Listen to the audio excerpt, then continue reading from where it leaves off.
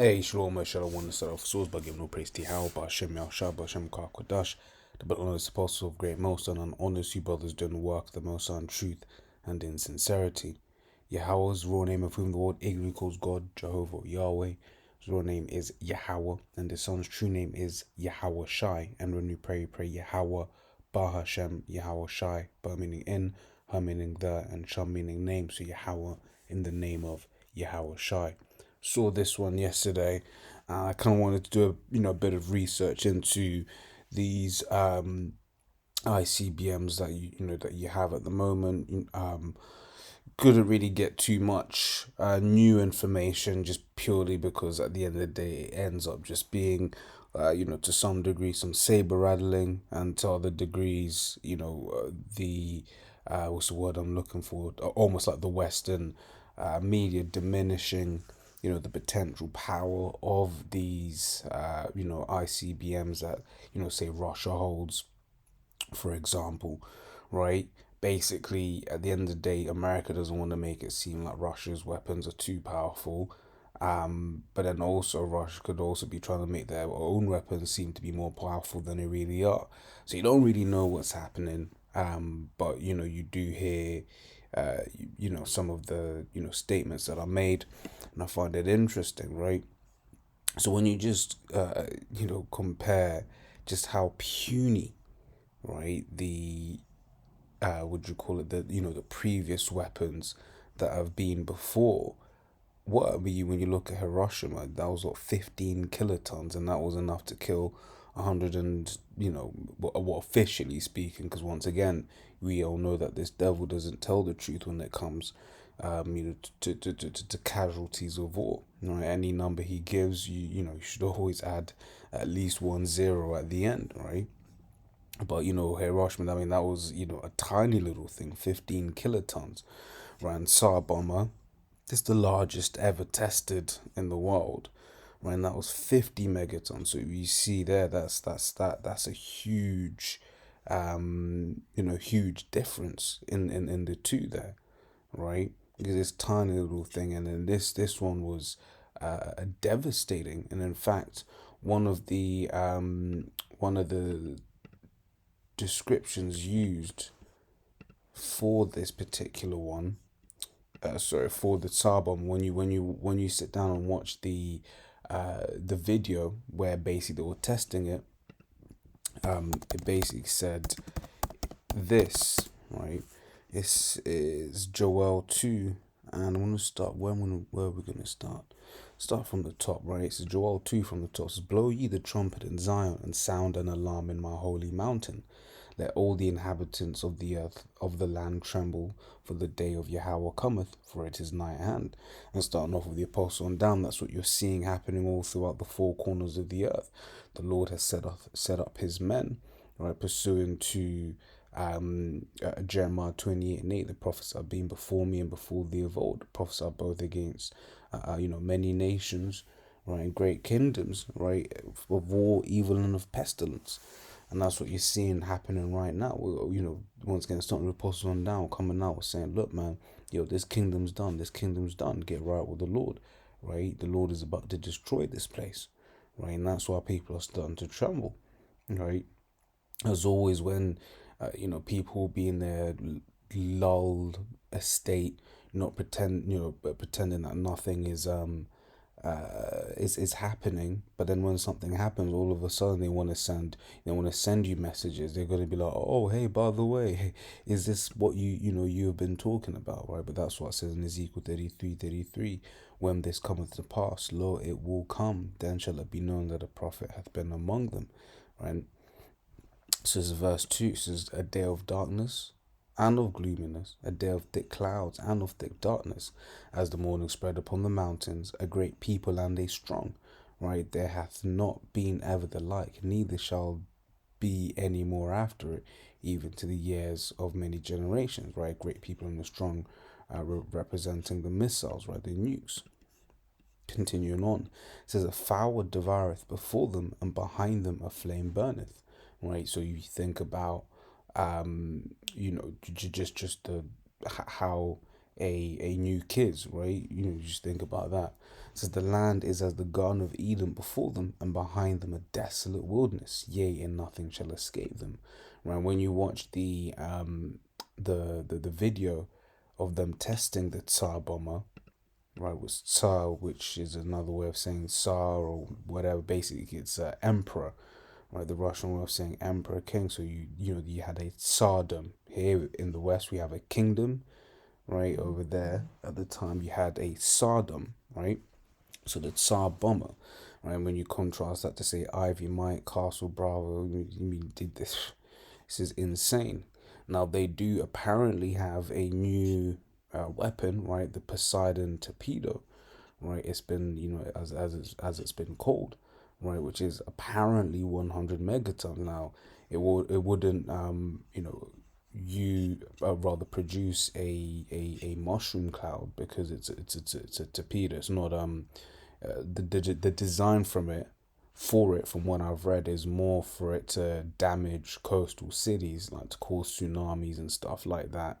So basically, it will be detonated underwater, or on the coast, as opposed to detonated in the air, that would cause a mushroom cloud. But 100 megatons, if real, some people say that, once again, with these things, you don't know, right? We don't know exactly what is truth and what is a lie, right? But according to a bit of information, from Western information, they're like saying that it's only 2 megatons, which two. I mean, once again, look what 15 kilotons did, right? So 2 megatons, that's still damaging. But if it is 100, then that's just, they're like, yo, what the, what is it? And this is it, right? This is the thing about Esau, right? It says Habakkuk 2. I'm gonna start from 4. Right? It says, behold, his soul which is lifted up is not upright in him. Right? Now, some of the information that I had before, I was looking at different nukes, whatever have you, and I was just there like, why do you need such destructive power, right? But ultimately, that's because the Lord hath put his spirit in this man to have this desire to do this in the world, right? So that, because the scripture says, was Psalms 17 and 15, right? No.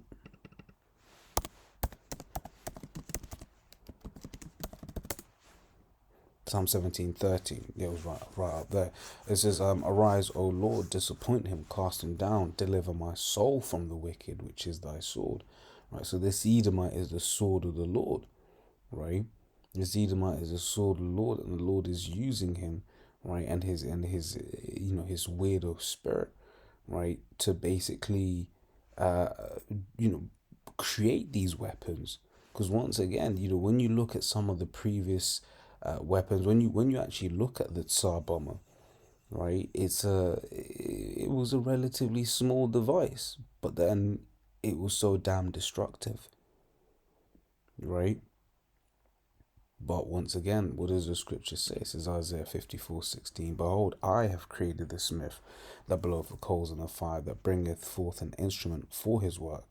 I have created the waster to destroy. So the Lord created this, these weapons ultimately, right? The Lord is the one that, put the spirit in this man to what you call it, to put these things together, right? The sheer destructive power, and it's also that prophecy could be fulfilled, right?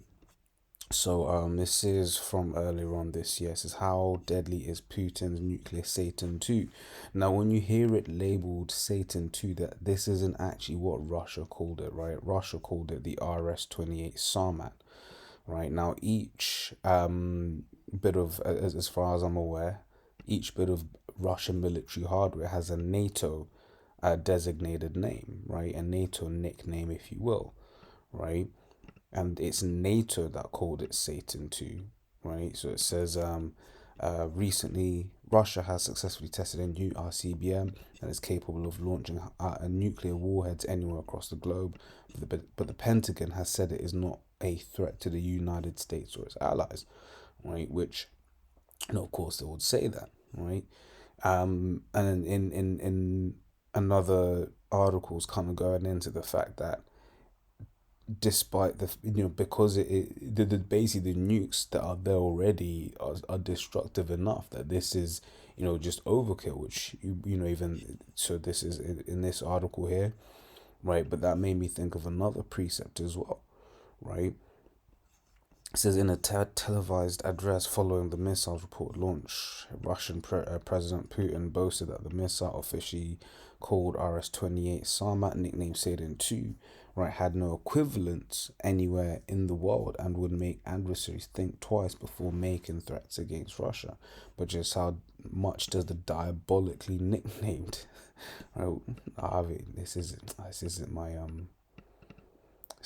Chrome.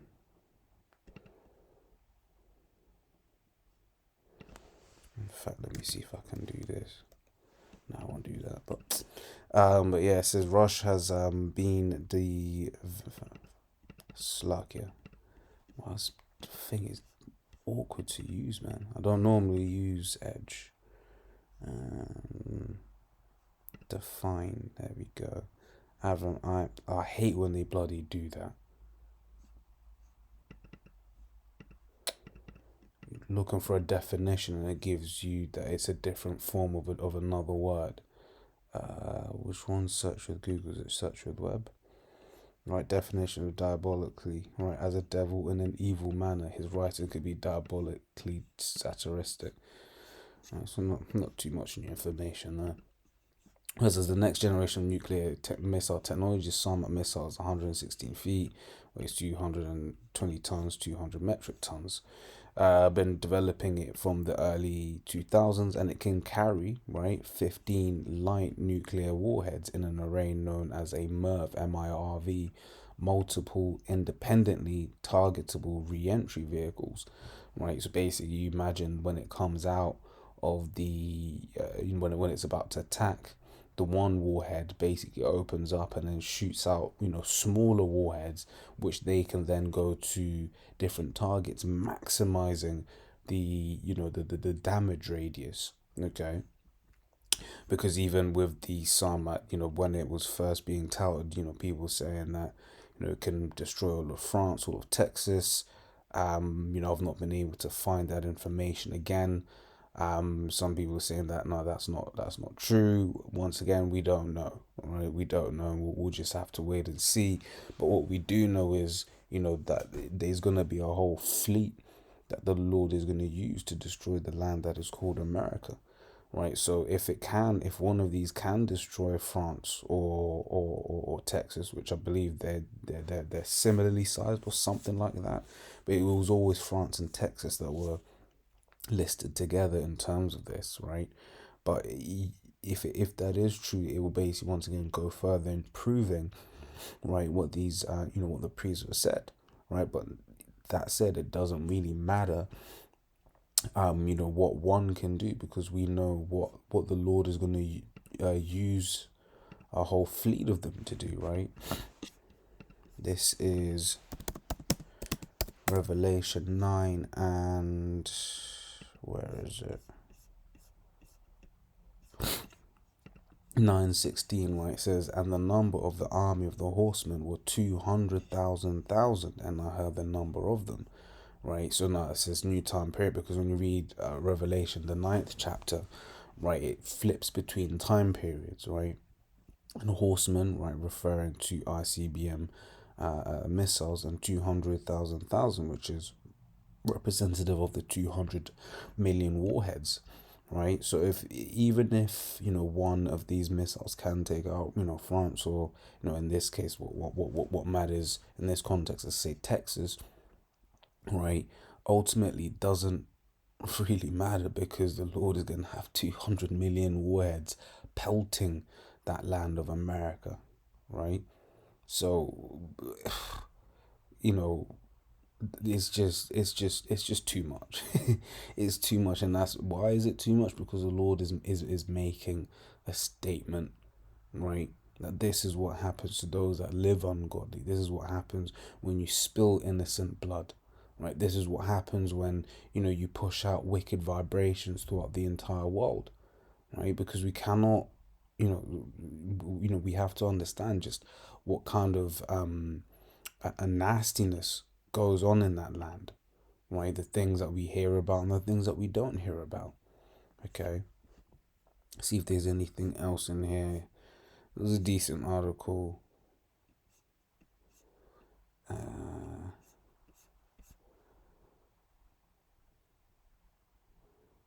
Yeah, that's about it. Yeah, so America's planning to upgrade, their one's a 5-decade-old Minuteman III will be replaced by the $100 billion LGM-35A Sentinel beginning in 2029. And Jabba Shemya, we're long gone out of this kingdom by then, right? So on this next bit, right, it says, what is the strategic value of massive nuclear weapons, right? It says America is amid an arguably overdue effort to modernize its ICBM arsenal, and Northrop Grumman's ground-based strategic deterrent platform expected to enter service later this decade, which is what we just spoke about there, right? It says, although the weapons WH-7 Mod 0 thermonuclear warhead destructive capacity has not been revealed just yet, it stands to reason that the new missiles will still offer significantly less firepower than Russia's mighty Sarmat, let alone the terrifying 100 megaton capacity claimed by the Status 6, right, which is the Poseidon that we was talking about here. Right, to some, maintaining Cold War's mindset of matching capability to deter war, this may seem like an egregious failure on part of America's defense infrastructure. After all, how do you hope to deter a 100 megaton weapon if your most powerful weapons are tiny by comparison? Well, the truth is you simply don't have to. Right, way back in '62, when Donald Bremen first coined the term mutually assured destruction, the Soviet Union had only successfully tested their first hydrogen bomb some 7 years prior. The Soviets didn't possess any nuclear tsunami drones as they do today, and yet, as far as America was concerned, a nuclear exchange with the Soviets would all but certainly wipe out all life on the earth as we know it. Right? It's almost like you don't need Bond villain-esque nukes to be scary when run of the mill nukes will do the job, and that's it. Like, the nukes that they have at the moment, right, are good enough to cause mass destruction, right? I mean, when you look at that, man, I mean, that guy's pretty much hugging, right, a lot of the nukes. Maybe like 4 man can hug, what do you call it, can hug this entire nuke, right, as in like arm to arm, right? Because I'm just trying to work out, yeah, around about 4 people, right, can hug, basically join hands around this nuke. Yet this nuke, this device here can kill hundreds of millions of people. No, maybe not hundreds, but no, certainly millions of people, right? There's in this one thing here, it certainly kill millions of people, right? Which just goes to show that ultimately the anger of the Lord, right? Because it's the Lord that is put it in the spirit of these devils to put these things together, right? So this is Jeremiah 50:9, right? It says, oh, sorry, yeah. So the reason why I wanted to bring that bit out, right, is the fact that it is overkill, right? But the Lord has a controversy, right, against this. What do you call it? Against that land, right? It's Habakkuk 3:8, right? It says, was Yahweh displeased against rivers? Was thine anger against the rivers? Was thy wrath against the sea, that thou didst ride upon thy horses and thy chariots of salvation? Right, because the Yahweh Shah is going to be coming in his chariots, and the chariots are going to be doing some zapping in themselves, but the destruction that's going to happen upon, you think about the great rivers of America, the Mississippi, that's going to be gone. That's going to be burnt, completely burnt up. Any, other Great Lakes in the Americas, right? In the United States, any great forests, any great landscape that's in America is going to be completely done away with, right? That's why the Lord is putting a spirit in these Russians to basically, go overkill with these machines, if you will. right? Go completely overkill, right? Because the Lord is pissed.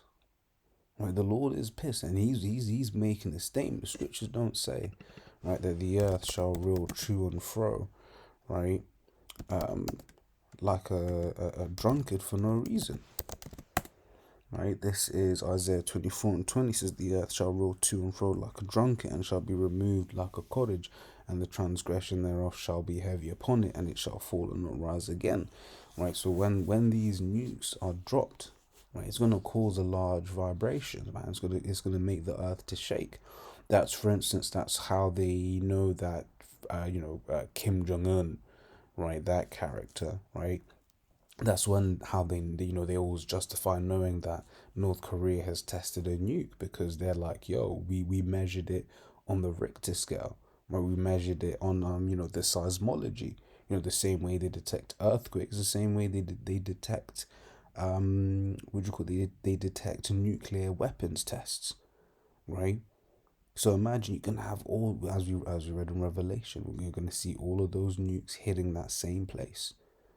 Right, of course, the earth is going to shake. This is Jeremiah 50:9. For lo, I'll raise and cause to come up against Babylon an assembly of great nations from the north country, and they shall set themselves in array against her. From thence she shall be taken. Their arrow shall be as of a mighty expert man. None shall return in vain. Right. So when it's referring to North Country performing a destruction, that's referring to these Russians, right? Because these Russians are gonna, get a whole host of army with them, right, to shoot missiles at America, right? And it says none shall return in vain. So no, no, no, and in the book of Joel it goes more into it, but none of these nukes are gonna miss, right? None are gonna be thrust through, i.e., these defense capabilities ain't gonna stop these nuclear missiles. No, these nukes are gonna hit their target, and they're gonna hit it good, right? We read Revelation 9, right? It's on in the same vein. This is 2 Ezra 6:13. It says, for strong is his right hand that bendeth the bow. His arrows that he shooteth are sharp, and shall not miss, when they begin to be shot into the ends of the world. Right? So once again, ends of the world basically meaning, showing you this ain't referring to just regular arrows, right? This is referring to to these nukes, right? And they ain't gonna miss. People are saying, oh, Russia's precision missiles aren't that precise. Well, the Lord is gonna be in these missiles and these nukes, and each nuke is gonna hit its target, man, right? And this is Zechariah 14:12, and this is the plague whereof Yahweh will smite all the people that have fought against Jerusalem. Salakia. Their flesh shall consume away while they stand upon their feet, and their eyes shall consume away in their holes, and their tongue shall consume away in their mouth. And this is how we prove that one of the plagues when it comes to the destruction of America is the ICBM nuclear missiles, right? Because what else can melt you while you stand on your feet? It's only the nukes, right? So this is, only, definitely talking about the nuclear missiles, right? Nothing else, right? Because when you think about, say, something like Ebola, right, they put you in a special bed, right, in a sealed bed. You ain't lying. You ain't standing on your feet. You're chilling on your back, right? We read that. So I'll just quote them in the interest of time. This is Malachi 4, right? But read that, behold, the day cometh that shall burn as an oven, right? Isaiah 9:5, right? And then Isaiah 34 goes into destruction of America. So those are the other precepts that I had. You know what? I can read these quick. Let me read them quick. It's Malachi 4:1. For behold, the day cometh that shall burn as an oven, and all the proud, yea, all that do wickedly shall be stubble, and the day that cometh shall burn them up, saith Yahweh of hosts, that it shall leave them neither root nor branch. Right? It's Isaiah 9:5. For every battle of the warriors with confused noise and garments rolled of blood, but this shall be with burning and fuel of fire. Isaiah 34 Just gonna jump to the point. It says, and all the hosts, and all the host of heaven shall be dissolved, and the heavens shall be rolled together as a scroll, and all their hosts shall fall down, as the leaf falleth off from the vine, and as a falling fig from the fig tree. Right, but like I said, the whole of the chapter is good. Zo's laws all edifying. Till next time we say Shalom.